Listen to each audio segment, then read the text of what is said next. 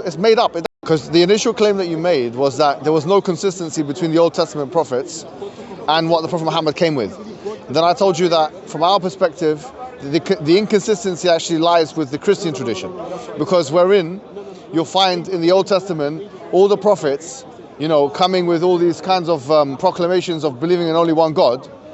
Therein you'll not find anything of the Trinity. You'll not find anything of three co-equal, co-independent. I'm not sure. I'm not making. But now, for us, we don't have a problem in Jesus being the Redeemer in the sense that He'll come have a second coming.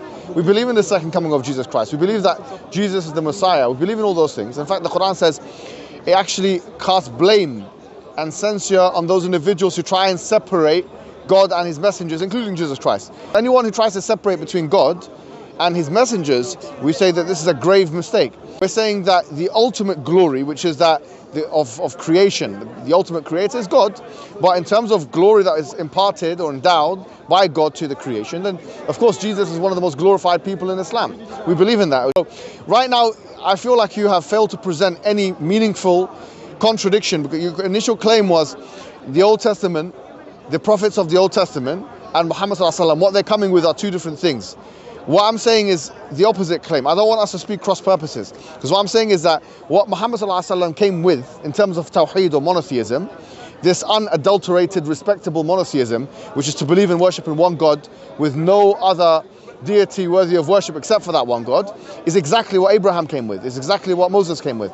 And in fact, this notion of a Trinity, three co-equal, co-eternals, it's made up. That's what's invented. Chapter 9, verse 30, which you quoted, it says, in fact, it says that وقالت اليهود عزير ابن الله وقالت النصارى المسيح ابن الله يضاهئون قول الذين كفروا من قبل. That's what it says, that the Jews say that Jesus is the Son of God.